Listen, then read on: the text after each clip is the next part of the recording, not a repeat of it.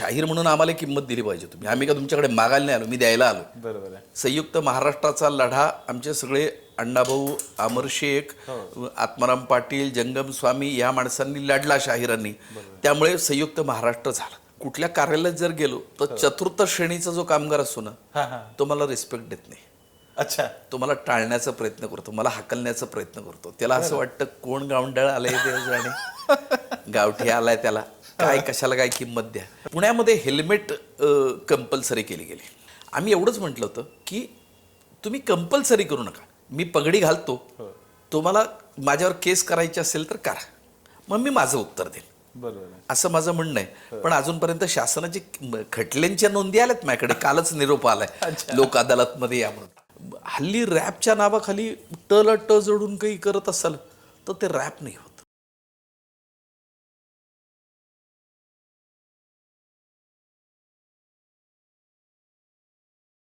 मित्रांनो नमस्कार. मित्रांनो कसे आहात? मित्रांनो, ज्यावेळेस स्वराज्य ही संकल्पना पण कोणाला माहीत नव्हती, ते स्वप्न पण कोणी पाहण्याची हिंमत करू शकत नव्हतं, 450 वर्षापूर्वी छत्रपतींनी नुसतं स्वप्न नाही बघितलं, तर जीवनभर आयुष्यभर खपून ते स्वप्न सत्यामध्ये उतरवलं. छत्रपतींनी आपल्यासाठी जे स्वराज्य निर्माण केलं, ह्या स्वराज्याचे अनेक पैलू आहेत, पण त्याचा कलात्मक पैलू आणि तो आहे पोवाडा. हा जो पोवाडा आहे, ह्या पोवाड्याची एक मोठी परंपरा आहे आणि ह्या परंपरेचा आपल्याला दिवसेंदिवस विसर पडत चालला आहे. परंतु आधुनिक काळामध्ये सुद्धा जेव्हा आपण सगळे लोक सारखे, सगळ्यांनी सारख्या पद्धतीचं पालन करायचं, अशा पद्धतीनं सगळ्या गोष्टी करायला लागतो, त्याही वेळेस आपल्या या लोककलांच्या माध्यमातून, ह्या लोककला ज्यांनी जिवंत ठेवल्या, ह्या लोककलांच्या माध्यमातून ज्यांनी अनेक गोष्टी केलेल्या आहेत, अशा एका अत्यंत वेगळ्या व्यक्तिमत्वाचा परिचय आज आपण करून घेणार आहेत. आणि ह्या व्यक्तिमत्वाच्या मी जेव्हा यांच्यासोबत बोलत होतो, चर्चा करत होतो, त्यावेळेस अक्षरशः माझ्याही अंगावर काटे उभे राहिले. कारण आधीचा काळ आणि आत्ताचा काळ याच्यामध्ये खूप मोठा फरक आहे. परंतु तरीही आपली मूल्य, आपली परंपरा, आपली कला प्राणापलीकडे जपून, आणि मी तर इथं जपून नाही म्हणणार, जगून, स्वतः जगून ज्यांनी जिवंत ठेवलेली आहे, असं व्यक्तिमत्व आहे. आणि अशा या व्यक्तिमत्वांचं नाव आहे आचार्य शाहीर हेमंतराजे मावळे. महाराष्ट्र राज्य लोकसाहित्य समिती, महाराष्ट्र राज्य पुणे याचे ते सध्या अध्यक्ष आहेत. पण ही ओळख जी आहे, ही शासनाची ओळख जी आहे, ह्या शासनाच्या ओळखीपेक्षा मला तुम्हाला एक वेगळी ओळख करून द्यायची आहे. पोवाड्याच्या माध्यमातून आपला बायोडाटा, संकल्पना जरा वेगळी वाटते ना, परंतु पोवाड्याच्या माध्यमातून बायोडाटा कशा पद्धतीने उलगडला जाऊ शकतो, ही संकल्पना ज्यांनी निर्मिती केली आणि त्याचं सादरीकरण केलं, असे शाहीर आपल्यासोबत आहेत. सर नमस्कार. नमस्कार. आमचं हे भाग्य आहे की या 3S पॉडकास्टमध्ये आज आपण हजर आहात या ठिकाणी. सर, मला आपला परिचय आणि ह्या सगळ्या गोष्टी आपल्याला होणारच आहेत, परंतु पहिल्यांदा मला ही जी तुमची कन्सेप्ट होती, biodata in the form of powada, हे समजून घ्यायची आहे. कसं झालं, आपल्याकडे परंपरागत पोवाड्याचे आहेत, ते म्हणजे शिवाजी महाराज, संभाजी महाराज, अशी परंपरागत पोवाड्यांची परंपरा आहे. अगदी.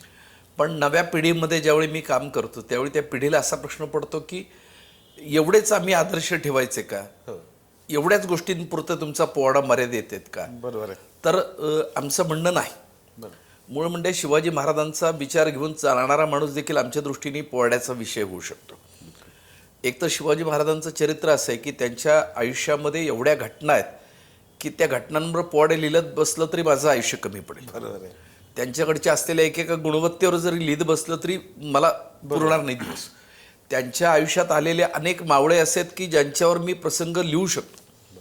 पण थोडासा आत्ताच्या काळाचा विचार केल्यानंतर एक असा विचार आम्ही मांडला, biodata in the form of पोवाडा.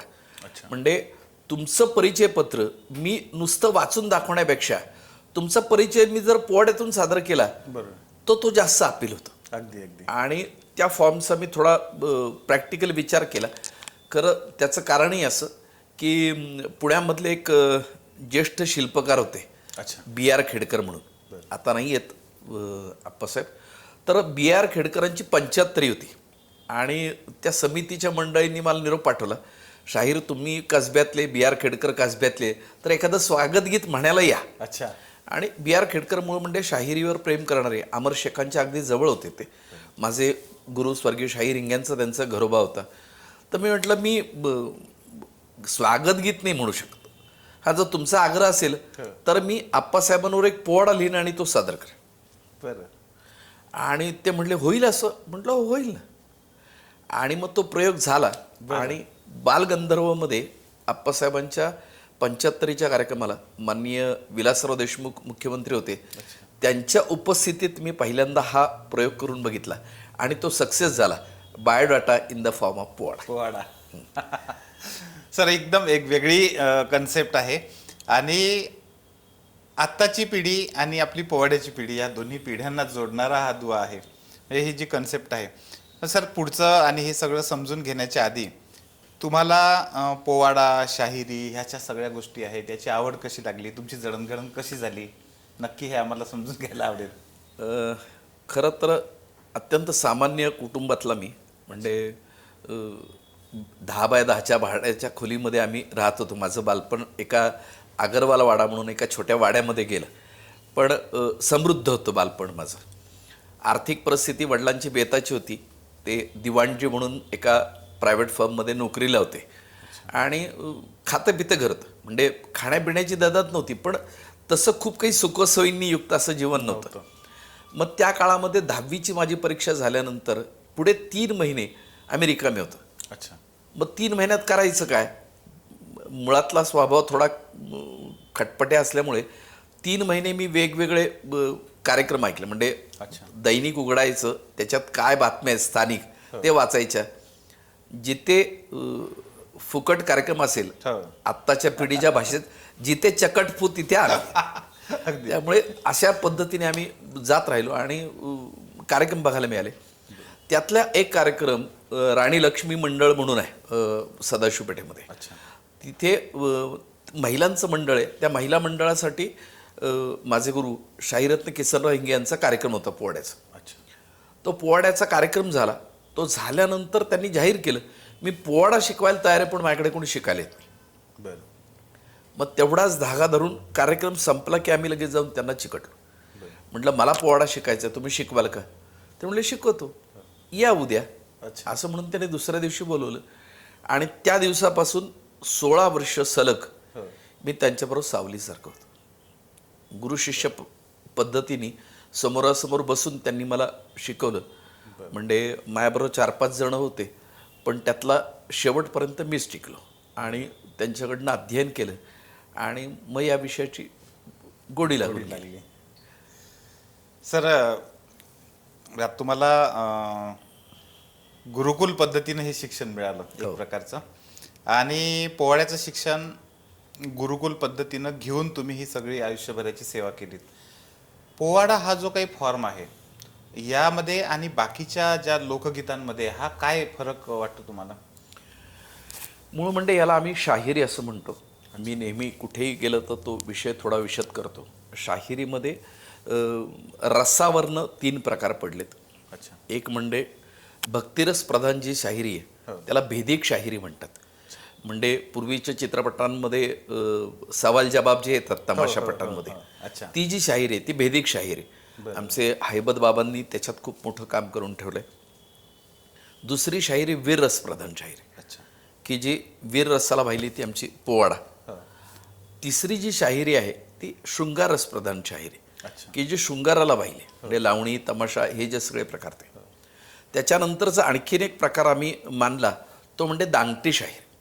तो एक दांगट असतो, तो एकटाच उभा राहतो, हातामध्ये तुंतुण असतं, त्या तुंतुण्याचं स्वर आणि ताल असं घेऊन तो गातो आणि त्याच्यावर त्याचं गाणं चालू असतं. म्हणजे उदाहरण द्यायचं झालं तर तो कुठेही गेला, समोरच्या व्यक्तीची माहिती मिळवली की त्याचं गाणं सुरू. म्हणजे त्याला दांगटी चालच असा शब्द पडला. उदाहरण द्यायचं झालं तर एके दिवशी प्रकार काय झाला, पुण्यानजीक रांज गावाला वासनेनं घेरलं पाटलाला, घमेंडीत अत्याचार केला, अबलेच्या झोंबला शिलाला, हा गुन्हा कळला शिवाजीला, दाह दाह झाला शरीराला, बाबाजीला जेरबंद केला, हात पाय तोडण्याचा हुकूम शिवानं दिला, डी डी डी न्यायासाठी कुणाचा वशिला नव्हता लागला, डी डी डी डी डी. या पद्धतीने दांगट गातो. आणि सगळ्यात शेवटचा जो प्रकार आहे तो भारतरत्न डॉक्टर बाबासाहेब आंबेडकरांच्या विचाराला वाहिलेली जी शाहिरी आहे त्याला शाहिरी जलसा असं या नावाने ओळखलं जातं. मग त्याच्यामध्ये आमच्या परंपरेच्या शाहिरीमध्ये गण आहे, मुजरा आहे, पोवाडा आहे. तसं तिथे भीमवंदना आहे आणि मग पोवाडा आहे. मग एखादा बाबासाहेबांचा असेल, एखादा अण्णाभाऊंची रचना असेल, अशा पद्धतीने ती गायली जाते. मग त्याच्यामध्ये गण नाही. मग त्याच्या जन्मले भीमराव आंबेडकर करण्या दलितांचा उद्धार, जन्मले भीमराव आंबेडकर करण्या दलितांचा उद्धार,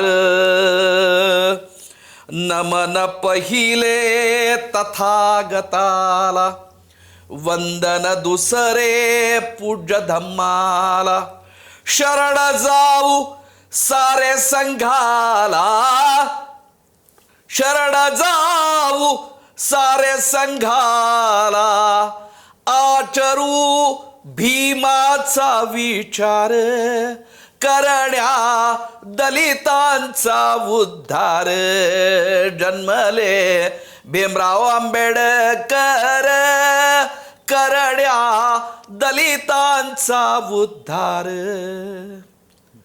म्हणजे शाहिरी जलसा ज्यावेळी असेल त्यावेळी जलस्यामध्ये मी गण म्हणून नाही चालणार. आणि या सगळ्या वेगवेगळे प्रकारांमध्ये आम्ही काही गोष्टी शिकलो की ज्या परंपरेमध्ये तुम्ही जाता त्या परंपरेमध्ये तिथे तुम्ही पाणी तेरा रंग कैसा जिसमें मिला वैसा. म्हणजे जर समजा तुम्ही आंबेडकरी चळवळीच्या, आंबेडकरी विचाराच्या अशा कार्यक्रमांमध्ये जर तुम्ही गाणार असाल तर तुम्ही त्या पद्धतीने रचना काढल्या पाहिजे. आणि शाहिराला तसा आमचा काही धर्म नाही, पंथ नाही, हे नाही, पण शाहिरी हा आमचा धर्म आहे. त्यामुळे त्या धर्माला जागणं हे आमचं काम आहे. त्यामुळे जिथं जाऊ तिथं त्या पद्धतीने आपलं जे काही आहे, आता ही रचना देखील मी स्वतः केली, बाबासाहेबांवरची भीमवंदना. काळ जसा आपल्याला काही सुचवेल, सांगेल त्या पद्धतीने योग्य परिवर्तन करून काळानुरूप काही त्याच्यात बदल आणून आम्ही आमची शाहिरी सादरी करतो. सर, खरं तर म्हणजे इतके प्रश्न आहेत आणि इतके आहेत, आणि शाहिरी म्हटल्यानंतर लोकशाहिरांचं नाव येणार नाही असं महाराष्ट्रात तरी होणार नाही. लोकशाहिरांवरचा प्रश्न मला घ्यायचाच आहे. परंतु आत्ता मला आठवते महाराष्ट्राच्या स्थापनेला 50 वर्ष झाल्यानंतर जो रथ निघाला होता दिल्लीमध्ये, आणि तिथं जे काही झालं त्याच्या विरोधात तुम्ही एक अतिशय अभूतपूर्व असं वेगळं आंदोलन केलं होतं. आणि आपल्या सगळ्या प्रेक्षकांना तो नेमकं काय होतं हे सगळं समजून घ्यायला खूप आवडेल. कसं सर, महाराष्ट्राला 50 वर्ष झाले. सुवर्ण महोत्सवी महाराष्ट्र असं आपण मांडत होतो. दिल्लीला तो रथ जाणार आहे, तो रथ मार्गस्थ होतोय. आणि अशा वेळी महाराष्ट्राचं प्रतीक म्हणून ज्यावेळी सादर व्हायचं त्यावेळी तुम्ही विचार करा, महाराष्ट्राचं प्रतीक म्हणून काय असलं पाहिजे. माझं स्वाभाविक मत आहे, माझं म्हणजे मी शाहीर असो अथवा नसो, पण माझं म्हणणं की पोवाडा तिथे व्हायला पाहिजे होता, अगदी कीर्तन तिथं व्हायला पाहिजे होतं. तिथे लावणी सादर झाली. म्हणजे खरं तर संयुक्त महाराष्ट्राचा लढा आमचे सगळे अण्णाभाऊ, अमर शेख, आत्माराम पाटील, जंगम स्वामी या माणसांनी लढला, शाहिरांनी. त्यामुळे संयुक्त महाराष्ट्र झाला. त्या ह्याला म्हणजे गव्हाणकरांचे नाव घेतलं पाहिजे. ह्या सगळ्यांच्या लढ्याला खूप विशेष महत्त्व आहे. त्यांच्यामुळे मुंबईसह महाराष्ट्र झाला. आणि आम्ही तिथे त्या चित्ररथावर लावणी सादर केली. बरं, त्यालाही आमचा विरोध नाही. लावणी काय तर फाट लाग कोणा माझ्या चोळीचा असं करून ती नाच करते. महाराष्ट्राची आबरू इतकी का वेशीला टांगायची. लावणीला आमचा कधीच विरोध नाही, कारण ते आमचं एक अंग आहे. काय पण कुठे काय सादर करायचं हे देखील कळलं पाहिजे ना. म्हणून मग आम्ही महाराष्ट्र शासनाचा निषेध केला अच्छा. आणि जिल्हाधिकाऱ्यांना आम्ही निषेधाचं पत्र द्यायला गेलो होतं. जिल्हाधिकारी नव्हते, मग उपजिल्हाधिकारी होते पवारसाहेब, त्यांना जाऊन आम्ही भेटायचं ठरवलं. आम्ही गेलो तर ते त्यांच्या गडबडीत होते. एक 10 मिनटं थांबल्यानंतर कळलं की त्यांचं जरा जेवण वगैरे चाललं थोडं निवांत. मग आमचं मी थोडासा लगेच शाहीर आहे त्यामुळे लगेच तापलं जातं ते. त्यांच्या दारापुढे जाऊन उभा करून राहिलो आणि पोवाडा म्हणायला सुरुवातच केली. अच्छा. पोवाडा म्हणायला सुरुवात केली. दुसऱ्या मिनिटाला दरवाजा उघडला गेला. साहेब रुमालाला हात पुसत होते आणि म्हटल्यावर जेवण तर द्या आम्हाला. म्हटलं तुम्ही मला सांगायचं होतं ना जेवायचं, जेवून दिलं असतं. पण तुम्ही सांगितलं काम करतायत, मी किती वेळ बसायचं नाही, मी निवेदन द्यायला आलो. शाहीर म्हणून आम्हाला किंमत दिली पाहिजे तुम्ही. आम्ही का तुमच्याकडे मागायला नाही आलो, मी द्यायला आलो. बरोबर आहे. मग काय हे ते सगळं सांगितलं. त्या दिवशी त्यांना आम्ही एक फेटा बांधलाच, म्हणजे तयारी नव्हती त्यांची, पण त्यांना एक फेटा बांधला आणि एक डब भेट दिला. अच्छा. की तुम्हाला कळलं पाहिजे महाराष्ट्राची शाहिरी परंपरा मोठी आहे की जिच्यामुळे आज तुम्ही आहात. बरोबर आहे. ज्या खुर्चीवर आहात त्याला काहीतरी मान आहे ना. बरोबर आहे. महाराष्ट्र जर शाहिरीला विसरला तर संपलं ना. म्हणून मग आम्ही ते आंदोलन केलं. सगळ्या वृत्तपत्रांमध्ये त्याच्या बातम्या दुसऱ्या दिवशी छानपैकी आम्ही आल्या. आणि म्हणजे मला जे म्हणायचं आहे शेवटी आपल्या मनामध्ये जे असते ना ती खतखत आपण मांडली पाहिजे. ती मांडली नाही तर मग अडचणी निर्माण होतात. आणि माणसाने मोकळेपणानं जे वाटतं ते सांगावं या तत्वाशी मी सहमत आहे. सर, महाराष्ट्राच्या सांस्कृतिक राजधानी पुण्यामध्ये तुम्ही सगळं तुमचं बालपण, सगळं आयुष्य तुमचं पुण्यामध्ये तुम्ही घालवलं. आणि खूप दिवसाच्या आधी मी एक पुस्तक वाचलं होतं. मला आत्ता पूर्ण नाव आठवत नाही त्याला, पण त्या पुस्तकात असं दिलं होतं की जगाच्या पाठीवर असे खूप कमी जागा त्या राहिल्यात की ज्या ठिकाणी प्रवाहात सगळ्यात सोबत न जाता आपल्याला जे वाटतं ते अतिशय ठसठशीतपणे आणि ठामपणे मांडणारे काही लोक मोजके आहेत. अशा मोजक्या जागा राहिल्यात आणि त्यात पुणे आहे. आणि तुमच्या ह्या कृतीतून आणि अशा अनेक कृती तुमच्या निश्चितपणे आहेत की त्याच्यातून तुम्ही हे म्हणजे दाखवून दिलंय प्रत्येक वेळेस की कोणी निषेध करो का न करो, पण जी चुकीची गोष्ट आहे त्याला मी चूकच म्हणणार. थोडंसं सर एक्सटेन्शन होतंय, पण हेल्मेटचं पण मला हे विचारलं पाहिजे. हेल्मेट बाबतही तुम्ही जी भूमिका घेतली होती ती पण खूप मोलाची होती आणि त्याच्यावर खूप देशभरात चर्चा झाली. खरं तर पुणे हे शहर आहे. एकतर पुणे म्हटलं की प्रत्येक व्यक्ती म्हणजे एक स्वतंत्र संस्था असं आपलं म्हटलं तर त्यामुळे स्वाभाविक मी पण पुण्यातला आहे. त्यामुळे म्हणजे माझा जन्मच पुण्यातला आहे. त्यामुळे सगळी गुणवत्ता आम्हाला लागते. त्यामुळे ती आहे असं स्वीकारूनच मी बोलतो. पुण्यामध्ये हेल्मेट कंपल्सरी केली गेली. आमचं म्हणणं असं होतं, मी त्यावेळी एका बँकेमध्ये डेली कलेक्शन करायचो. अच्छा. एक 4 पावलावर जाऊन थांबायला लागायचं, स्कूटर थांबायला लागायची आणि कलेक्शन घ्यायला लागायचं. आम्ही एवढंच म्हटलं होतं की तुम्ही कंपल्सरी करू नका. ज्याला वापरायची तो वापरेल ना. ज्याला वाटतं आपलं डोकं शाबूत राहावं तो वापरेल. 20 किलोमीटरपेक्षा जास्त आपला वेग असू शकत नाही तास पुण्यामध्ये फिरताना. त्याला गती येऊ शकत नाही. मग असं असताना तुम्ही हा आग्रह का करता? बरं, मला तर अगदी 5-5 मिनिटाला ती हेल्मेट काढायची, परत घालायची. आणि त्याच्यापेक्षा पुढचं म्हणजे मी सार्वजनिक आणि कलाक्षेत्रात असल्यामुळे 50 जण ओळखणार आहेत. प्रत्येकाला मला हात करायचा असं, अरे कसं काय, कोण भाऊ म्हणेल, कोण दादा म्हणेल, ही पद्धत आहे ना. आणि मी किती पुणेरी असलं तर मी सगळ्यांना ओळख देतच जातो. बरोबर आहे. म्हणजे कुठले हातसारा कोण ठेवत नाही. सामान्य माणसांमध्ये वावरणारा कार्यकर्ता आहे मी. त्यामुळे त्याला विरोध केला आम्ही. पुण्यातल्या वेगवेगळ्या संस्थांनी विरोध केला. मी त्या दिवशी पूर्ण दिवसभर विदूषकाचे पोशाख घातला होता आणि गळ्यात पाटी लावली होती की शासनाचा हेल्मेट सक्ती हा विदूषकी निर्णय आहे. अच्छा. त्यामुळे तो तुम्ही बदलला पाहिजे असं म्हणून मी दिवसभर फिरलो. आणि मला आठवतं सर, त्यावेळेस सगळ्या राष्ट्रीय वृत्तपत्रांमध्ये दखल घेतली होती. अगदी चित्रलेखासकट सगळ्यांनी याची दखल घेतली होती. सगळ्यांनी खूप जास्त चर्चा झाली.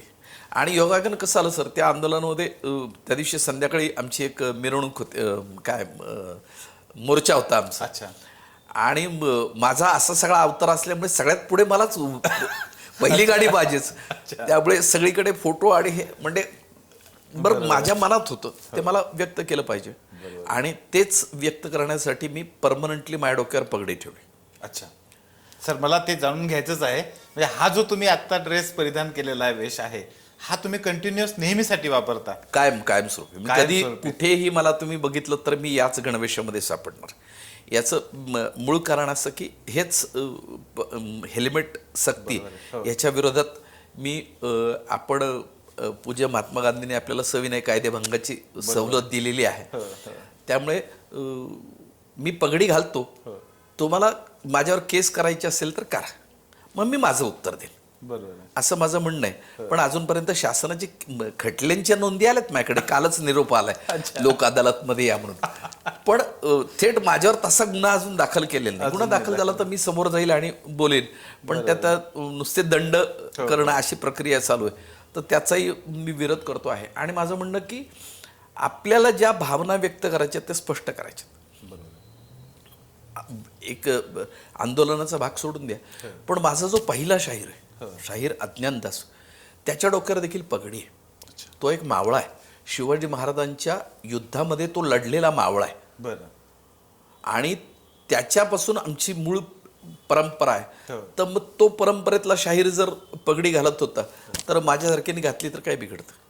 आणि शेवटी माझी ओळख परत पुणेकर म्हणून टिपिकल मी माझी ओळख ठेवली पाहिजे. माझा वेश, माझी अंगावर काय आहे, कसे कपडे, याच्यावर माणसं ठरत असतं. त्यामुळे मी माझी ती परमनंट वेशभूषा ठरवून ठेवली. आमचे एक इतिहास तज्ज्ञ मित्र आहेत. अच्छा. मित्र नाही म्हणता येणार, मोठे आहेत खूप आमच्यापेक्षा ज्येष्ठ, प्र.के. घाणेकर. अच्छा. प्र.के. घाणेकरांनी मला एकदा कुठेतरी मी त्यांना आपलं भेटल्यानंतर मी सांगितलं मी मावळे. म्हटलं तुम्ही ओळख द्यायची काही गरजच नाही, तुम्ही पुण्याचे वारसा पुरुष आहात. अच्छा. की ज्याच्यामुळे हेरिटेज काय आहे हे लोकांना कळू शकतं. तुमच्याकडे बघितलं तरी पुन्हा काय हे कळेल. बरोबर. मग हे जर असं असेल तर मग काय हरकतच नाही. पण सर, हे एवढं साधं सोपं तत्वज्ञान तुम्ही असण्यातून दाखवता, म्हणजे बोलण्याच्या आधीच जे तुमच्याकडे पाहिल्यानंतरच जे सगळं जाणवते ते सगळं. पण हे जगावेगळं ज्याला म्हणतो असं इतर कोणी करत नाही, पण तुम्ही ते करता आणि ते सातत्यानं करता. म्हणजे नेहमीसाठी तुम्ही तो वेश परिधान करून सगळं ठिकाणी जाता. काही गमतीदार पण अनुभव आले असतील? गमतीदार म्हणजे कुठल्या कार्यालयात जर गेलो तर चतुर्थ श्रेणीचा जो कामगार असतो ना, तो मला रिस्पेक्ट देत नाही. अच्छा. तो मला टाळण्याचा प्रयत्न करतो, मला हाकलण्याचा प्रयत्न करतो. त्याला असं वाटतं कोण गावंढळ आलंय देवजाणे, गावठी आलाय, त्याला काय कशाला काय किंमत द्या. पण मग वरच्या क्लासचा जो माणूस आहे त्यात मी अनेक मंडळींना भेटलो, अनेक मंडळींना. ती सगळी मंडळी माझ्याशी बोलताना अत्यंत रिस्पेक्टफुली बोललेली. अच्छा. म्हणजे माझा पेहराव आणि मूळ म्हणजे पेहराव समोर ज्यावेळी मला कोणी बघतं त्यावेळी तो माणूस त्याच्या मनामध्ये एक आदराची भावना निर्माण होते. म्हणजे अगदी लहान 1 वर्षाचं मूल जरी त्यांनी मला बघितलं ना तरी तो आवर्जून आवाज येतो, शिवाजी महाराज.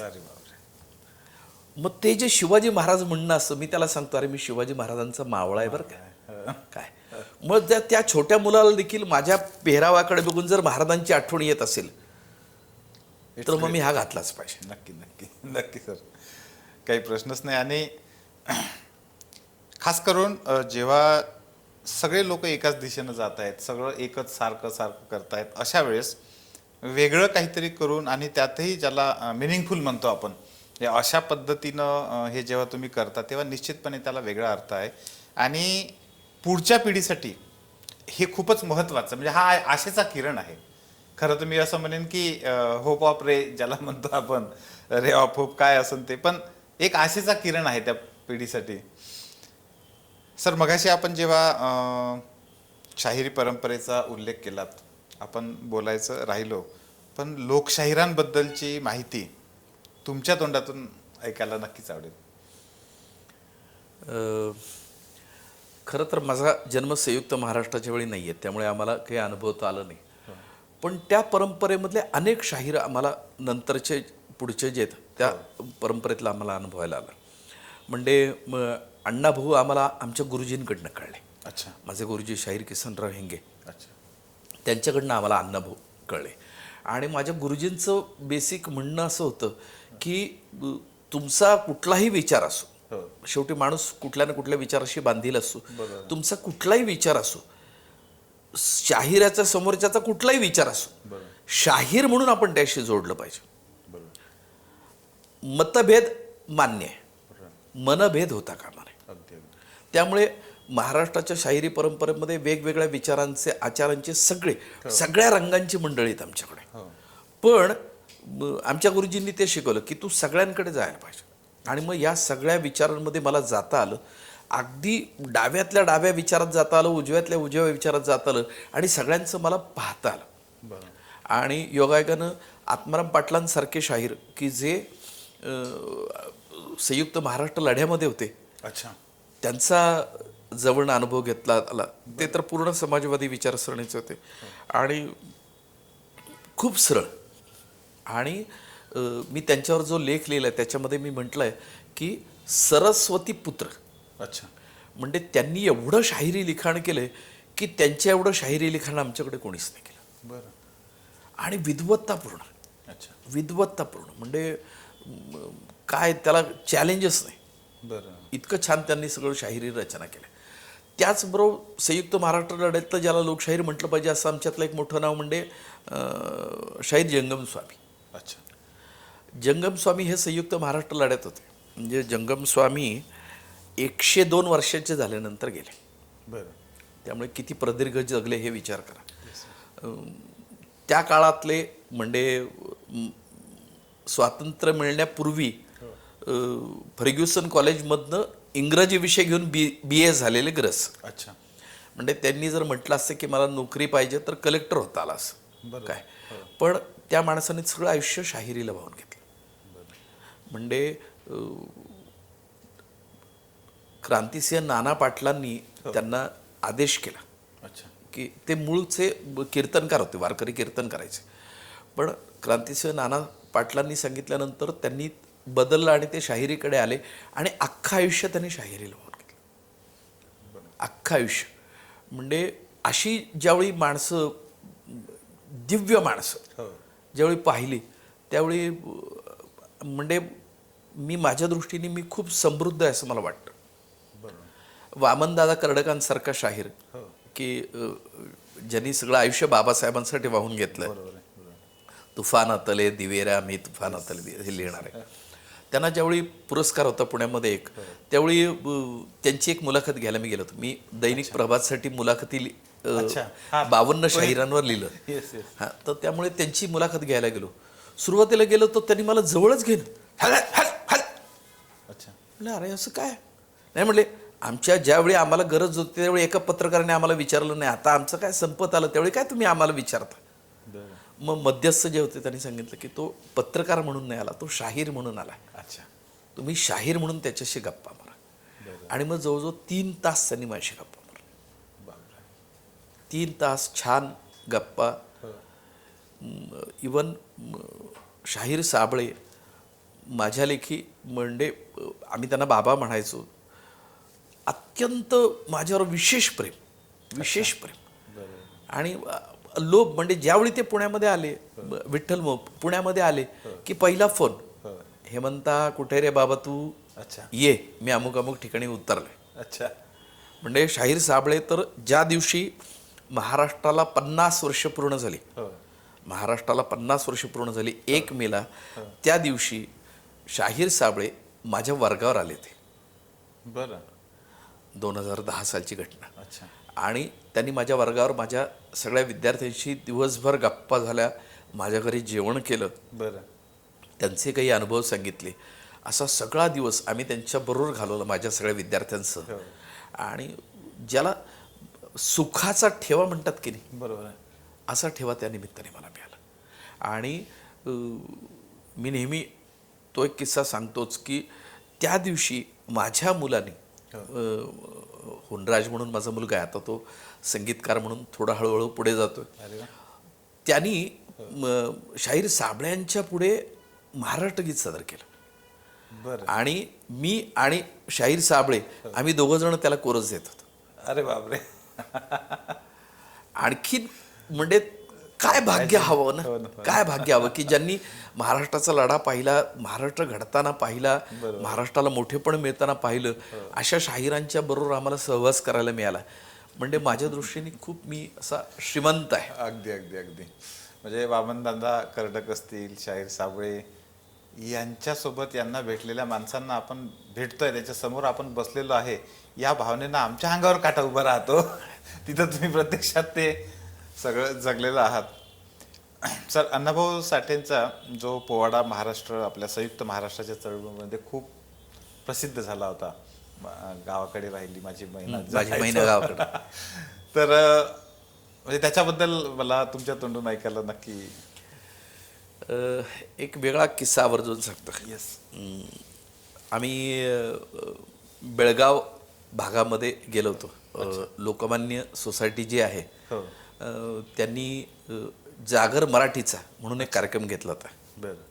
आणि त्या निमित्ताने 12 बॉर्डरवरची गावं की जिथे मराठी बोललं जातं, ओके. बेळगावच्या हो. तिथली 12 गावांमध्ये रोज एक ठिकाणी माझा पोवाड्याचा कार्यक्रम ठेवला होता. बरं. आणि त्या कार्यक्रमांचं वैशिष्ट्य असं सर, आम्ही तिथे जाण्या अगोदर मांडव लावलेला असायचा, 1000 खुर्च्या मांडलेल्या असायच्या आणि त्या 1000 सगळ्या खुर्च्या भरलेल्या असायच्या. आणि त्या प्रत्येक गावातल्या माणसाकडनं एकच अपेक्षा असायची, एक तुम्ही महाराष्ट्र गीत गायलं पाहिजे अच्छा. आणि अण्णाभाऊंची छक्कड गायली पाहिजे, माझी मैना गावाकडं राहील. अच्छा. म्हणजे कुठलाही माझा कार्यक्रम त्या 2 गीतांशिवाय संपला नाही. बरं. म्हणजे किती प्रेम आजही ती लोकांना आपल्या महाराष्ट्रात येण्याविषयीची जी ओढ आहे हो. ती त्याच्यामध्ये दिसते किती आहे. त्यामुळे आणि अण्णाभाऊंची ती छक्कड म्हणजे तेवढी एक छक्कड लिहून जरी अण्णाभाऊ थांबले असते ना, हो. तरी महाराष्ट्राला शाहीर म्हणून अण्णाभाऊ मान्य आहेत. बरोबर आहे. तेवढी एक छक्कड देखील. म्हणजे अण्णाभाऊ तर खूप विपुल, खूप मोठं काम आहे अण्णाभाऊंचं, पण त्या एका छकडीने देखील महाराष्ट्र वेडा करून टाकला. सर, त्या 12 गावातल्या लोकांनी जसा आग्रह केला तसाच आग्रह आम्हाला पण आता करावा वाटतोय. एखादा कडबं. येस.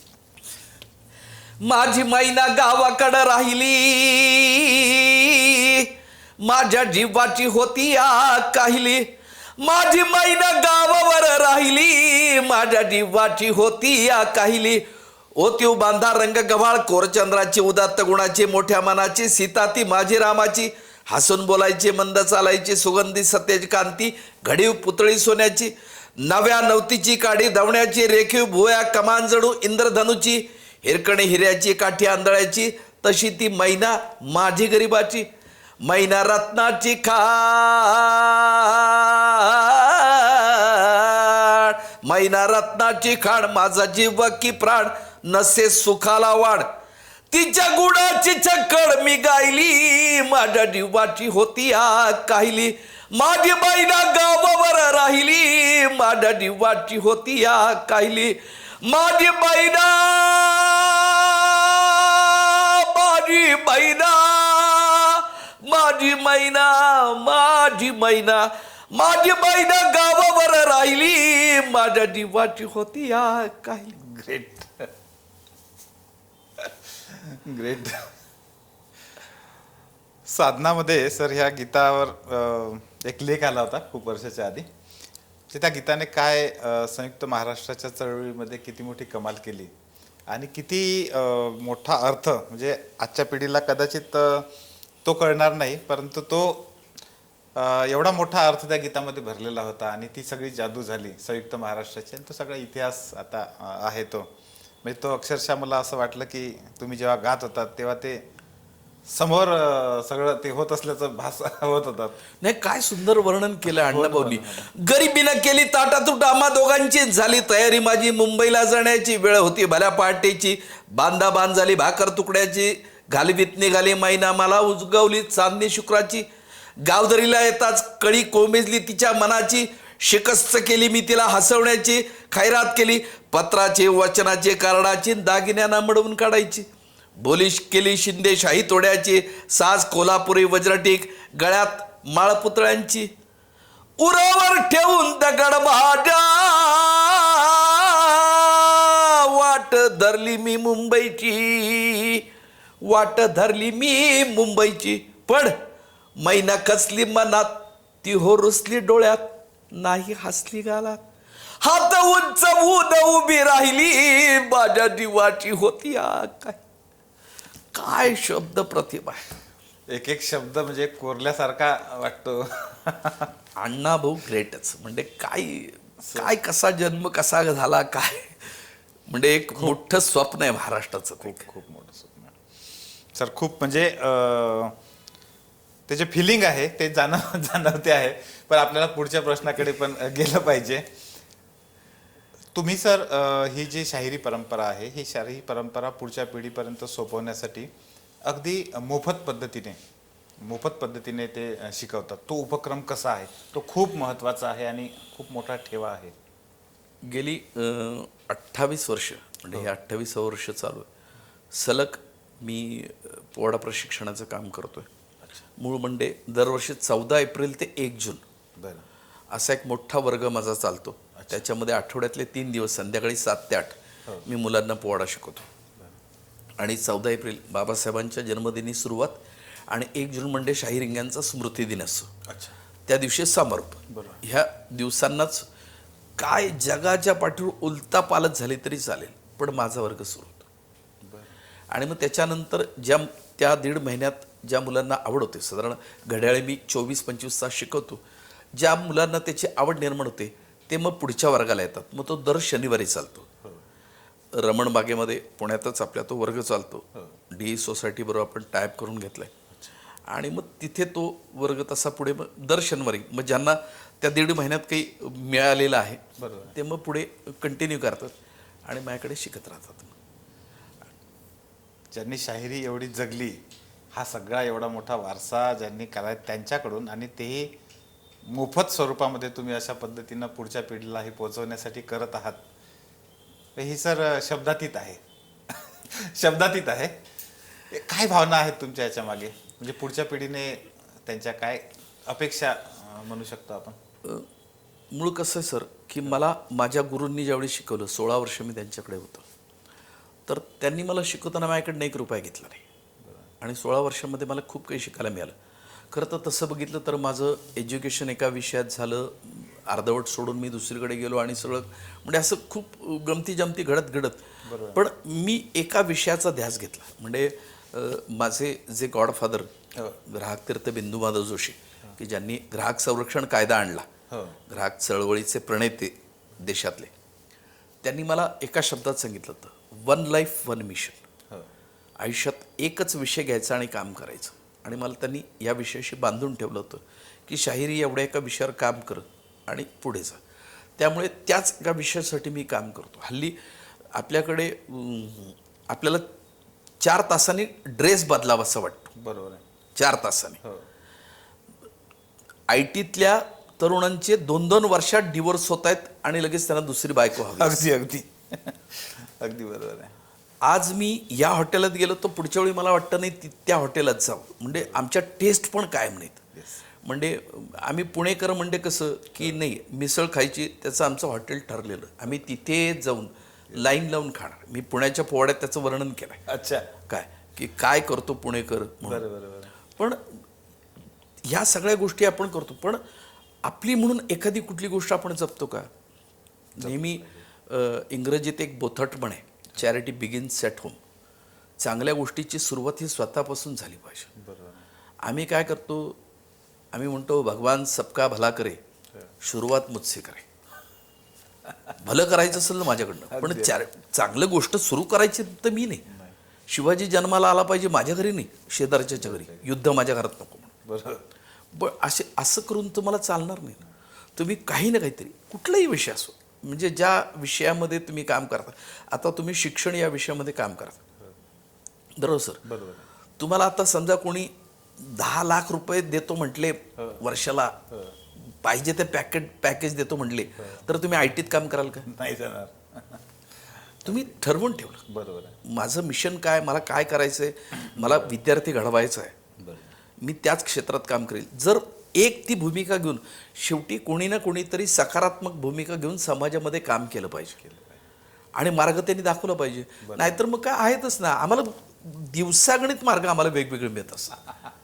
बरोबर आहे. म्हणजे सकाळी एक वाटत असं, दुपारी एक वाटत असं, संध्याकाळी तिसरंच वाटत असं. बरोबर आहे. तर तुम्ही कुठला तरी एक विषय घेऊन काम केलं पाहिजे. त्यातलं एक विषय घेऊन मी शाहिरीमध्ये काम करतो. आणि मला पुढच्या पिढीकडनं देखील अशाच अपेक्षा आहेत की तुम्ही एखादा चांगला विषय निवडा हो. आणि त्याच्यामध्ये तुम्ही काम करा. आम्ही म्हणत नाही तुम्ही आमच्यासारखं वेड्यासारखं आयुष्य वाहून घ्या, नाही शक्य. आता काळानुरूप ते काही होणार नाही. पण तुम्ही जे काम करता त्याच्यामध्ये एखादं कुठलं तरी वेगळं झोन नको तुम्हाला.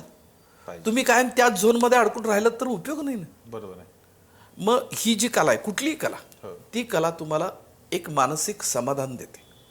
आणि जो माणूस मानसिक समाधानी असतो हो. तो दुसऱ्या दिवशी परत चांगलं काम करायला फ्रेश असतो. म्हणजे ह्याच्यात कुठलंही अध्यात्म नाही, काही नाही, काही नाही, हे प्रॅक्टिकल आहे. बरोबर. तुम्ही समाधानानं, मला रात्री समाधानानं झोप लागली पाहिजे. हो. त्याच्यासाठी मी दिवसभर चांगले कष्ट केले पाहिजेत. जो कष्ट प्रामाणिकपणे करतो त्याला रात्री समाधानाची झोप येते, पोटभर त्याला खायला मिळतं. आणि आत्ता तरी अजून आपला देश इतका नक्की नाही की तुम्हाला 2 वेळचं मिळायला मुश्किल होईल. तुमच्यात जर गुणवत्ता असेल, क्वालिटी असेल तर तुम्हाला ते मिळणारच आहे. मग ती गुणवत्ता, त्या गुणवत्तेसाठी तुम्ही झगडलं पाहिजे. आणि आमचं शाहिरीतनं एवढंच म्हणणं आहे की त्या गुणवत्तेसाठी तुम्ही घ्या. समाजासाठी काहीतरी तुम्ही केलं पाहिजे. तुम्ही तुमची काहीतरी बांधिलकी मानली पाहिजे. आज मी माझी बांधिलकी म्हणून मी ही कला जपतो आहे, नाहीतर मग ही कला संपून जाईल. बरोबर आहे. ही कला टिकली तर पाहिजे ना. शेवटी तुमची परंपरा, संस्कृती ही टिकवण्याचं काम आहे. मग ते दुसऱ्यांनी करण्यापेक्षा आपण केलं पाहिजे. त्या दृष्टीने मी सर, हे जे जीवनाचं तत्वज्ञान तुम्ही म्हणजे तत्वज्ञानावर पुस्तक नाही लिहिलं तुम्ही, पण जीवनाचं तत्वज्ञान हे जे तुमच्या जगण्यातून तुम्ही दाखवलं. म्हणजे मला आठवतं तुम्ही जे म्हटलं की एक गोष्ट कुठली तरी तुमच्या आयुष्यातली घ्या. आता अलीकडे पाश्चात्य जगातले जे लोक पुस्तकं लिहित आहेत आणि त्याचे मराठी भाषांतर होत आहेत, त्यातलं वन थिंग नावाचं पुस्तक आहे. हीच कन्सेप्ट सांगतं, पण ते पुस्तक भरून सांगतं जे की तुम्ही तुमच्या आयुष्यातून सांगत आहात. ज्याला मानसिक समाधान मिळत असेल तो कोणतेही हार पचवू शकतो, जीवनातल्या कोणत्याही अडचणीला सामोरं जाऊ शकतो. हे तुम्ही तुमच्या जगण्यातलं तत्वज्ञान मांडत आहात. तेच अनेक पुस्तकं आणि हे नवीन यानं मांडत आहात. म्हणजे मला बोलताना आता असं वाटतं, आईन्स्टाईननं असं म्हटलं होतं की महात्मा गांधी सारखे व्यक्ती होऊन गेले, हे काही वर्षाच्या नंतर काही पिढ्यांना सांगितलं तरी तो विश्वास बसणार नाही. तसं आत्ता खूप लांब नाही, इथून पुढे पुढच्या काही पिढ्यांना जर सांगितलं की असं तत्वज्ञान पूर्ण जगलेले, जेव्हा त्या पिढ्या समजा पुस्तक वाचतील की नाही माहीत नाही, परंतु निदान हा पॉडकास्ट पाहतील असं आपण म्हणू, जर मोबाईलची जादू तशीच राहिली तर. तर ते म्हणतील खरंच असं जगले लोक, म्हणजे त्यांना तो विश्वास बसणार नाही, एवढं सगळं म्हणजे आपण ते पाहतो आहे. पण सर, आता तत्वज्ञानाचाच प्रश्न, तुम्ही पुस्तकं पण लिहिलेली आहेत, त्या पुस्तकांबद्दल आम्हाला. मी पहिलं जे माझं पुस्तक लिहिलं ते वंदितो तुझं शाहिरा म्हणून. महाराष्ट्रातल्या 52 शाहिरांवर मी दैनिक प्रभातमध्ये लिहित होतो. अच्छा. मग प्रभातनी मला अशी योगायोगानं संधी दिली आणि मग मी प्रभातमध्ये लिहित होतो. 52 एपिसोड माझं ते चाललं. 52 शाहिरांवर मी लिहिलं, अगदी नवीन उगवत्या शाहिरापासून दिग्गजापर्यंत. म्हणजे शाहीर आत्माराम पाटलांवर लिहिलं, शाहीर साहेबांवर लिहिलं, विठ्ठल उमापांवर लिहिलं, अशी दिग्गज त्यावेळी जी हयात होती, मी ज्यावेळी लिहित होतो लेखमाला, हयात असलेल्या 52 शाहिरांवर लिहिलं. आणि मग त्याचं एक पुस्तक काढलं मी, वंदितो तुझं शाहिरा म्हणून. त्याच्यानंतर मी ज्यावेळी कारगिल या विषयावर पोवाडा लिहिला त्यावेळी कारगिल रणसंग्रामाचा पोवाडा म्हणून एक छोटी पुस्तिका काढली.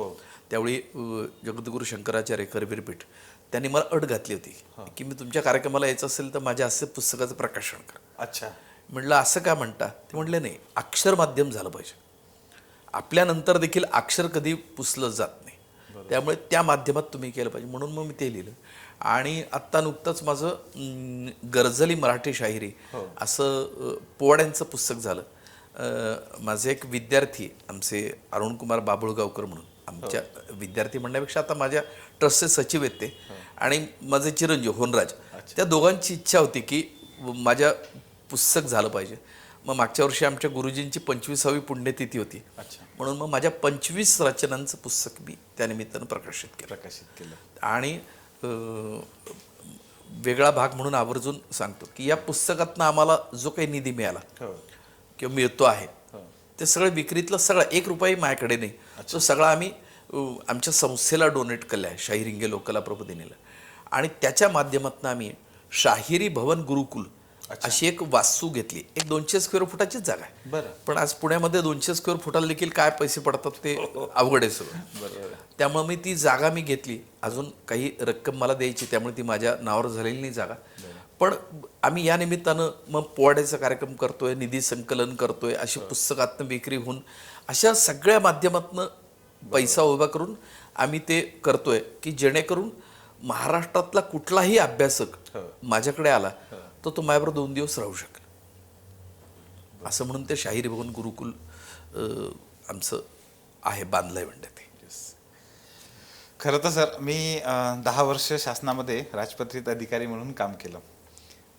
शासनामध्ये मंत्री संत्री अधिकारी वेगवेगळे आणि हे सगळं काय त्यांचा ऐट असते, मान मराठा बसतो, हे सगळं बघितलं. तुम्ही ज्या पदावर आज आहात, महाराष्ट्र राज्य लोकसाहित्य समितीच्या अध्यक्षपदी तुम्ही आहात. राज्यमंत्र्याचा त्याला दर्जा आहे, पण त्याचं कुठलंही ते कोणताही बडेजाव न ठेवता आता मी बघतो आहे की तुम्ही किती म्हणजे ज्या साधेपणानं, मला असं वाटतं की हे एकमेव पद आहे आत्ताच्या माझ्या पाहण्यात इतक्या दिवसामध्ये की एवढ्या साध्यापणानं तुम्ही ते जपता आहात आणि फक्त एवढ्या उद्देशानं की ही परंपरा शासनाच्याही स्तरावर कुठेतरी ते पुढे गेली पाहिजे. हे खरंच ग्रेट आहे. आपण जेवढे प्रश्न विचारू तेवढे कमीच पडणार आहे, मलाही माहित आहे, कारण खजिना माझ्यासमोर उघडा झालेला आहे. पण सर एक प्रश्न खूप मनातून असं वाटतं, हा सगळा प्रवास करताना एक प्रकारे हे लष्कराच्या भाकऱ्या भाजणंच आहे. तुम्हाला तुमच्या पोटापाण्याचाही काही व्यवसाय करावा लागला असेल. कुटुंबाची कशी साथ मिळाली याच्यामध्ये? आणि कुटुंबाची म्हणताना सगळ्यात पहिलं मी ज्यावेळी शाहिरीत गेलो त्यावेळी आमच्या आईने मला खूप सपोर्ट केला. अच्छा. आमची आई 3री शिकलेली ती, बरं. अल्पशिक्षित होती, पण कलेविषयी तिला आत्मीयता होती. बरं. आणि मी ज्या लोकांबरोबर वावरतोय हो. हे बघून तिला असा अंदाज आला होता की मी काहीतरी वेगळ्या लोकांमध्ये आहे आणि काहीतरी. म्हणजे एकदा गंमत अशी आली की मी त्यावेळी सार्वजनिक गणेश मंडळाचं काम करत होतो. अच्छा. आणि आमच्या इथल्या पोलीस चौकीचे PSI ते आमच्या घरी आले. बरं. घरी आल्यानंतर ते आईला म्हणाले, मावशी एक काम करा ना, भाऊला फक्त जरा समजून सांगा, माझी जरा ट्रॅफिकमध्ये बदली होईल असं काहीतरी बघायला सांगा. अच्छा. बरं. ते येऊन गेले. गेल्यानंतर मला आईने विचारलं, भाऊ तू नक्की करतो काय रे? म्हटलं का ग, काय आलं? नाही तो, अरे तो पोलीस अधिकारी आला होता, तो मला वाकून नमस्कार केला आणि तो मला सांगतो की माझ्या बदलीचं बघायला सांगा भाऊंना. म्हटलं काय नाही, ते त्याचा गैरसमज आहे, बाकी काही नाही, तू काळजी करू नको. म्हटलं मी काही राजकारणात नाही, पण म्हटलं आता सामाजिक काम करत असताना ह्या सगळ्या गोष्टींचे अनुभव आपल्याला येत राहणार, त्यामुळे ते थोडंसं प्लस मायनस होईल असं तिला समजून सांगितलं. म्हणजे मूळ म्हणजे तिला ह्या सगळ्या विषयाची खूप आपुलकी होती की मी जे करतो आहे ते खूप चांगलं आहे. त्यामुळे माझ्या प्रत्येक कार्यक्रमाला ती येऊन बसायची. बरं. म्हणजे माझा पोवाड्याचा कार्यक्रम कुठेही असला तरी माझा पहिला श्रोता आमची आई होती. जोपर्यंत तिला येणं शक्य होतं तोपर्यंत ती येत होती. योगायोगानं आमचं लग्न जमण्या अगोदर, म्हणजे आपली पद्धत कशी, आपण पहिल्यांदा मुलीला बघतो, पण आमच्या बायकोने मला पहिल्यांदा बघितलं. अच्छा.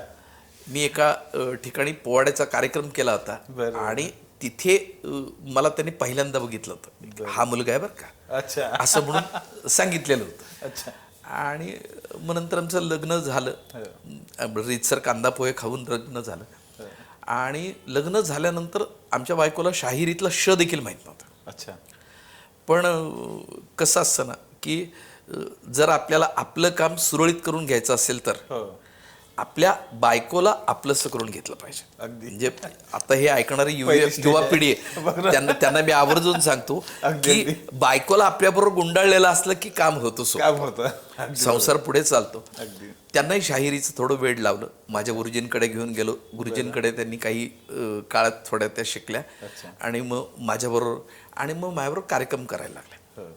त्या स्वतः तो उत्तम पोवाडे म्हणतात. कीर्तन करतात, नारदीय कीर्तन करतात, पोवाडे म्हणतात. त्यामुळे मग नंतर माझी मुलगी, मुलगा, हे सगळ्यांनाच मी पोवाडे शिकवून ठेवले. त्यामुळे आम्हाला कुठेही बाहेर जायचं म्हटलं तर आम्ही सगळं कुटुंब जात. एका प्रवाहात सगळे सगळे सगळे एका दिशेला, सगळेच जण एका दिशेला. यातली एक छान किस्सा सांगतो. येस. मुंबईला माननीय काल निर्णयचे जे प्रमुख आहेत, ज्योतिष भास्कर जयंत साळगावकर, त्यांच्याकडे एका कार्यक्रमासाठी मी गेलो होतो. 2000 साली त्यांना शिवनेरीवर पाहुणा म्हणून मी बोलवलं होतं शिवजयंतीला. तर त्यांच्याकडे गेल्यानंतर आमची चर्चा झाली. चर्चा सगळी झाल्यानंतर शेवट ते आले. ते म्हटले, शाहीर आहात? म्हटलं हो. मग एखादा पोवाडा येतो का? म्हटलं दादा काही विचारणं झालं. म्हटलं मला पोवाडा येतो ना. मग मला म्हटले म्हणा.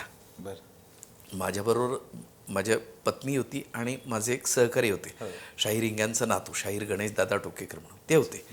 मी त्या दोघांकडे फक्त नजर मारली आणि पोवाडा म्हणायला सुरुवात केली. एक 10 मिनिट मी गायलो त्यांच्यासमोर. गायल्यानंतर माझा आवाज बंद झाल्यानंतर म्हटले, वा, म्हण म्हटल्यानंतर जो म्हणतो त्याला कलाकार असं म्हणतात. अच्छा. नाहीतर माझा आवाजच नाही, मग माझे साथीदारच नाही, ढोलकीच नाही, पेटीच नाही, असं कुठलीही नाटकं न करता तुम्ही म्हटलं. त्यामुळे तुमच्याविषयी मला खूप कौतुक वाटतं. ते म्हटले, आता आयुष्यभर मी कुठे गेलो माझ्या भाषणामध्ये एक मुद्दा सांगेल, व्हायचं असेल तर शाहीर व्हा. म्हटलं काय नक्की काय म्हणायचं, कारण ते थोडेसे मिश्किल अशा स्वभावाचे होते. म्हटलं नक्की काय म्हणायचं दादा तुम्हाला? ते म्हटले, लेका हेमंता, 2000 सालची घटना बरं का. अच्छा. म्हणले माझं वय 75 वर्ष, अजूनही मला बायको पुढं जे जे करावं लागतं, लेका तुझी बायको तुझ्या मागं जे जे करते.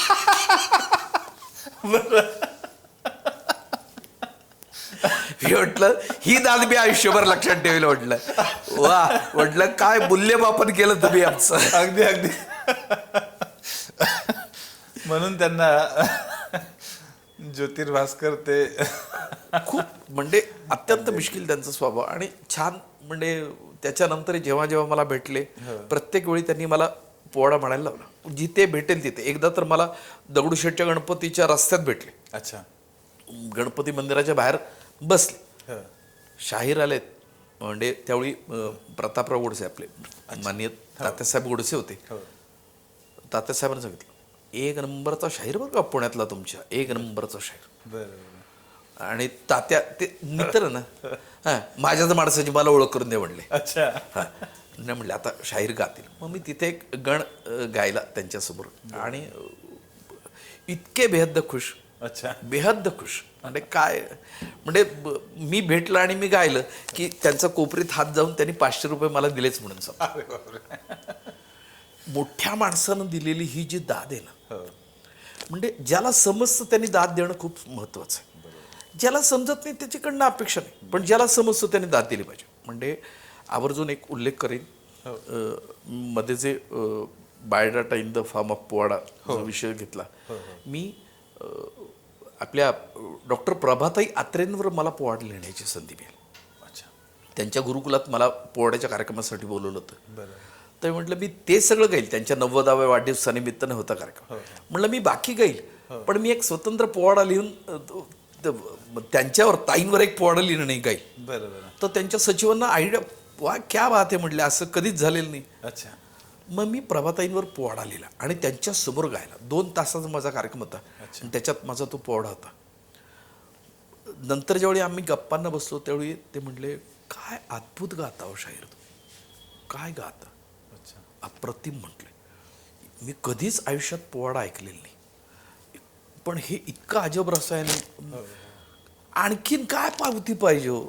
जागतिक दर्जाचे कलाकार ज्यावेळी तुमच्यासाठी कौतुकानं 2 शब्द बोलतात. नुकतंच आता त्यांचं जेव्हा निधन झालं, काही दिवसाच्या आधीच घटना, म्हणजे खरं तर जागतिक दर्जाचं त्यांचं गायन हे तर होतंच समजा, परंतु पुण्याचा तो लौकिक म्हटला पाहिजे. ते त्या अंत्ययात्रेच्या वेळेस मी जेव्हा होतो, मला ते जाणवलं की काय असतं कीर्तिवंत, ज्याला आपण म्हणतो शब्द आणि अनुभव, याच्यात खरंच खूप मोठा फरक आहे.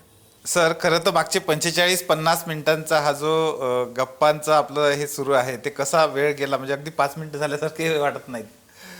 पण तरी शेवटचं 1-2 गोष्टी मला तुम्हाला विचाराव्याशा वाटतात सर, की शिवजयंतीच्या कार्यक्रमामध्ये जो पोवाड्यावरचा जे GR जो निघाला होता आणि त्याच्यामुळे तुम्ही ज्या पद्धतीने त्याचं आंदोलन केलं होतं ती गोष्ट थोडं ऐकली पाहिजे. करोना संपला होता आणि म्हणजे संपला अशा काळातला ती घटना आणि शासनाने एक GR काढला की 18 फेब्रुवारी ते 19 फेब्रुवारी 18 फेब्रुवारी रात्री 12 ते 19 फेब्रुवारी रात्री 12 अच्छा या 24 तासांमध्ये पोवाड्याचे कार्यक्रम करू नये. बरं पोवाड्याचे कार्यक्रम करू नये. आम्ही शासनाला असं म्हटलं की तुम्ही असं म्हणा कार्यक्रम करू नका, हो कारण कोरोना हे आम्हालाही कळतं की आम्हाला कोणी कार्यक्रम जर कोरोनात कोण देणार कार्यक्रम, लोकांना जिथे यायला परवानगी नाही तिथे कोण, म्हणजे नुकतंच सुरुवात झाली होती जनजीवन सामान्य व्हायला.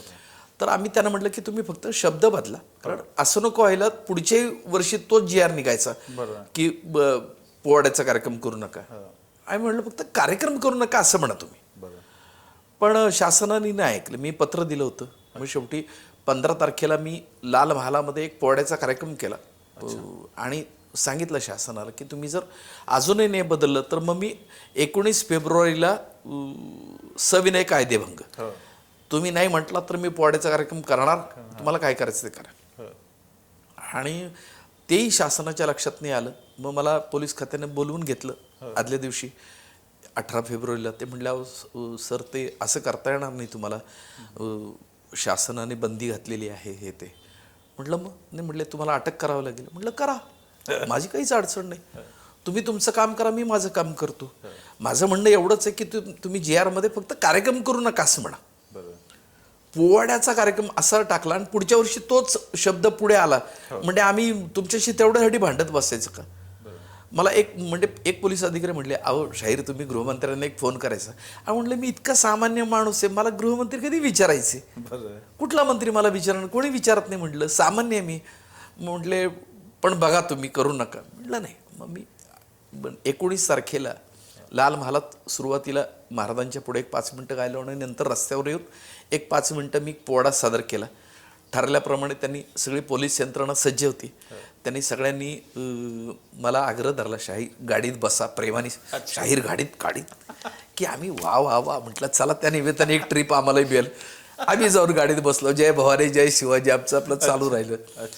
आणि या सगळ्या विषयाचं पोलिसाच्या गाडीत आम्हाला बरं पोलीस आहेत, गाडीत बसलोय, गाडीत चालली, असं सगळ्या गोष्टीचं कोणीतरी एकाने चित्रीकरण केलं आणि प्रेसला ते दिलं. आणि सगळ्या माध्यमांमध्ये प्रिंटेड तर होतीच दुसऱ्या दिवशी, पण इलेक्ट्रॉनिक्स माध्यमांवर ती बातमी झाली. आणि खूप गजब झाला. आणि मग त्याच्यावर उलटे सुलटे ते मीम्स आणि माझ्यावरची कार्टून्स आणि सगळ्या राजकीय पक्षाच्या मंडळींचं त्याच्यावरनं सारखे फोन मला. आणि मग शाहीर तुम्ही बरे आहात का, तुम्ही हे का, आम्ही येऊ का तिकडे, हे करू का. सगळ्यांनी शासनाचा निषेध केला आणि सगळीकडे बातमी पोचली की मला अटक केली. संध्याकाळी 7 वाजता पोलिसांनी मला बोलवून घेतलं. म्हणले शाहीर आम्ही तुम्हाला कुठे अटक केली. म्हटलं तुम्ही अटक केली नसली तरी तुम्ही मला डिटेन केलं. आता ही तुमची भाषा आम्हाला कळाली, मी किती इतका सामान्य, मला काय कळणार. म्हटलं तुम्ही डिटेन केलं. बरं हे मी काहीच म्हटलं नाही, मी कोणाशी माध्यमाशी बोललेलं नाही, त्यांनी जे काही लिहिलंय रंगवलंय ते. मग 7 वाजता परत पोलिसांनी माझा एक सत्कार केला.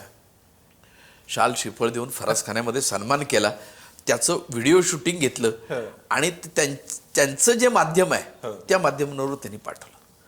पण मी मात्र सोडलं नाही. मला जे म्हणायचं होतं ते दुसऱ्या दिवशी सगळीकडे त्याच्यावर दंगा झाला. पार सगळ्या पॉलिटिकल लिडर्सनी हे केलं. म्हणजे विरोधी पक्ष नेते वगैरे सगळे, म्हणजे देवेंद्र फडणवीसांनी पहिलं ट्विट केलं, त्यावेळी ते विरोधी पक्ष नेते होते. पहिलं ट्विट त्यांनी केलं. आणि एक तर कार्टून असं आलं की एक पोलीस मला ओढून नेतोय, सगळ्यामध्ये फास लावलेला आहे, तो मला ओढून नेतोय आणि औरंगजेबाच्या टोपी घातलेले असे उद्धव ठाकरे असे माझ्याकडे बघतात. असं एक कार्टून. म्हणजे काय लोकांनी काय त्या दिवसाचा केला वापर, इतके कार्टून सारी. म्हणजे एवढंच मला म्हणता येईल की आम्हाला जे म्हणायचं होतं ते यशस्वी झालं, कारण शासनाची ती चूक होती. आणि मी असं ज्यावेळी मला संधी मिळेल, मग ती शासनाची असो किंवा कोणाची असो, चूक असेल तिथे मी चूक म्हणतो. हां, जर माझी एखादी चूक दाखवली कोणी तर मी त्याचे पाय पडायला मी कधी कमी करत नाही, कारण शेवटी आपण मॅनेजर, त्यामुळे चूक माझ्या यातनं होऊ शकते ना. ती आणि झाली हा तर मी आपला माफी पुणेरी बाणा आहे तो आपण जपला पाहिजे. सोडणार नाही, सोडणार नाही. सोडायचं कधीच नाही. हे म्हणजे मी अगदी, तेवढ्यासाठी किती आंदोलनं केली. म्हणजे लोक मला म्हणतात, अरे तू शाहिरी करतो का आंदोलन करतो?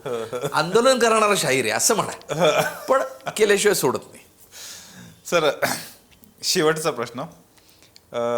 आता नवीन पिढीमध्ये रॅप कल्चर जे आहे, म्हणजे कधी कधी असं वाटतं की जसं तुम्ही मगाशी पोवाड्यातला जो माझी मैना गावाकडे राहिली हे जे आपण म्हटलं होतं, आणि ते रॅप कल्चर जे आहे हे कुठेतरी त्याच्याशी साधर्म्य जुळणार आहे की त्यात फरक आहे की काय, कसा प्रकार आहे नेमका? नाही, मूळ म्हणजे शाहिरी जी आहे ना, हो. ती एकतर त्याच्यामध्ये नवरसांनी भरलेली आहे ती, सगळे रस त्याच्यामध्ये, आणि ती तंत्रशुद्ध आहे. म्हणजे त्याच्यामध्ये तालाला महत्त्व आहे, संगीताला महत्त्व आहे, या सगळ्या गोष्टींना महत्त्व आहे. म्हणजे शाहिरी नुसतंच रेखणं म्हणजे शाहिरी होत नाही, त्याला एक विशिष्ट संगीत आहे, गाण्याच्या विशिष्ट पद्धती आहेत. हल्ली रॅपच्या नावाखाली टला ट जोडून काही करत असाल तर ते रॅप नाही होत. म्हणजे माझी भावना कळण्यासाठी शाहिरीमध्ये अण्णा भाऊंसारख्यांनी अनेकांनी शब्द जे लिहिलेत, काय त्या शब्दांना विशेष महत्त्व आहे. आणि शाहिरी ही शब्दप्रधान गायकी आहे. सगळ्यात महत्त्वाचं हे, शाहिरी ही शब्दप्रधान. माझ्या लेखी शाहिरीमध्ये वाद्यांना महत्त्व कमी आहे. माझ्या लेखी, कारण माझ्या गुरुजींनी आम्हाला जे शिकवलं ते, आमच्याकडे वाद्यांना आमचं दुय्यम स्थान आहे. मूळ माझे शब्द कळले पाहिजेत. बरोबर. जर तुम्हाला शब्दच कळला नाही, शब्द हे शस्त्र आहे असं आपण नेहमी म्हणतो, काय मग तो जो शब्दांचा जो घाव करायचा आहे तो वर्मी लागला तरच त्याचा उपयोग होणार. बरोबर. नुसतं गुळगुळीत काहीतरी शब्द टाकून तू तिथे मी इथे माझं प्रेम जुळलं घरी गेलो, हे काय कविता आहे? ते फक्त वाद्य आणि एक तो मनोरंजन आहे. माझं काय म्हणणं, आमची जी शाहिरी आहे ना, ती काहीतरी सांगणारी आहे, काहीतरी समजून देणारी आहे, काहीतरी ज्ञान देणारी आहे, आणि ती तशी तुम्ही जतन केली पाहिजे. सगळ्या गोष्टी आपण त्या ह्याच्यात नाही. एक थोडासा वेगळा मुद्दा म्हणून आवर्जून सांगतो की आपली परंपरा, संस्कृती या दृष्टीने आपण विचार केला पाहिजे. आपली कल्चर आपणच जपली पाहिजे. ती जर आपण नाही जपली, उपयोग काय ना. रॅपमध्ये पोवाडा येणार नाही का, काही कराल ना. माझ्या मुलाने गायलेलं एक गीत होतं, त्या गीताचं आता इतकं वर्जन झालं की ज्याचं नव्हते. मी गायलेला एक पोवाडा होता, त्याच्यात ते आणखीन ढिकचाव करून त्यांनी काय काय काय काय केलं. आमचं काही म्हणणं नाही, पण माझ्या शब्दांना तुम्ही महत्त्व द्या. शब्द जर तुम्हाला कळले नाही, शब्दाशिवाय आघात होणार नाही. म्हणजे आपण असं म्हणतो की जसं गायत्री मंत्रामध्ये ताकद आहे की नाही, तसंच शिवीमध्ये देखील ताकद आहे. शिवी जर तुम्ही त्या टोननी आणि त्या ताकदीनं दिली नाही तर ती बोचत नाही. तुम्ही कोणाला शिवीचा प्रयोग हा अत्यंत, मी नेहमी मुलांना, माझ्या विद्यार्थ्यांना शिकवताना मी सांगतो, शिवी देताना जे असतं की नाही, ते टोनिंग तुम्हाला तुमच्या पोवाड्यामध्ये आलं पाहिजे. माणसाला घुसला पाहिजे आतमध्ये, आरपार शब्द गेला पाहिजे, तरच तो कळणार नाही, ते शब्द कळणार नाही. त्यामुळे ती ताकद इतर कुठल्याही क्षेत्रामध्ये नाही, आणि ती शाहिरीमध्ये आहे, आणि ती टिकण्यासाठी आम्ही प्रयत्न करतो. त्याच्यामध्ये उगीच काही वाताहत होणं आम्हाला मान्य नाही. आणि मी थोडंसं काय, मगाशीच तुम्ही शब्द वापरला, मी तसा कर्मठ आहे काय, त्यामुळे रूढीप्रिय आहे, कर्मठ आहे. त्यामुळे त्या गोष्टी आम्हाला मान्य कराव्या लागतील. खरं तर सर, हा जो विचार आहे, आपली संस्कृती, आपली कला, आपली ज्या काही आपल्या सगळ्या परंपरा आहेत, ह्या जपण्याचा हा जो विचार आहे, आणि तो आपण जपला पाहिजे, तो दुसरं कोणी येणारा जपणार नाही, ते शुद्ध स्वरूपातच जपल्या गेला पाहिजे, हा जो आग्रह आहे, पुढच्या पिढीच्या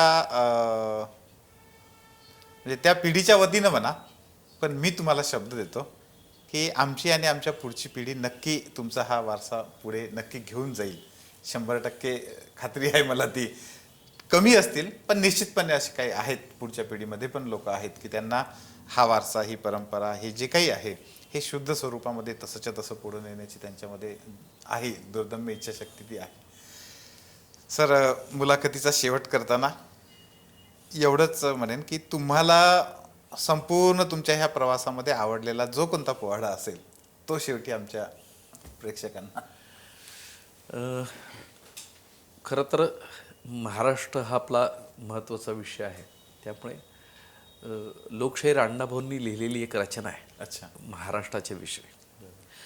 महाराष्ट्र माय भूमुची, महाराष्ट्र माय भूमुची, मराठी भाषिकांची, संत महंतांची, ज्ञानवंतांना जन्म देणार, नररत्नांचं दिव्य भांडार, समरधीर घेत जिथे अवतार. डी डी डी डी डी डी. शौर्याची अजमर महती, शौर्याची अजबर महती, आजही नांदती सह्य जलवरती, मावळा दक्कनचा राहणार, स्वाभिमानार्थ जिनर जगणार, मराठा मानी आणि दिलदार. डी डी डी. आभाला चीड दास्याची, जुलमी सत्तेची, परचक्राची, इतिहास साक्ष देती याला, करुणे आम्ही जबरदस्त हल्ला, अन्यायाचा कडे लोट केला. हा डी डी डी. ही अवनी आदिवाशांची, ही अवनी आदिवाशांची,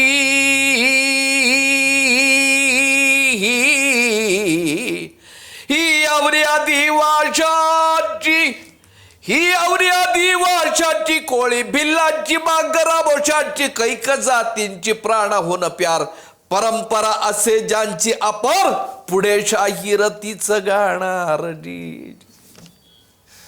सर खूप खूप धन्यवाद सर. शब्दातीत अनुभव होता. आणि आमच्या ह्या 3S टॉकच्या आपल्या पॉडकास्टच्या सगळ्या प्रेक्षकांच्या वतीनं मी पुन्हा एकदा तुम्हाला ही ग्वाही देऊ इच्छितो की नवीन पिढी, तुम्ही हा जो काही वारसा जपलेला आहे हा तसाच शुद्ध स्वरूपामध्ये घेऊन पुढे जाईल हे तुम्हाला सांगतो. धन्यवाद सर, मला बोलवलं, चर्चा केली त्याबद्दल.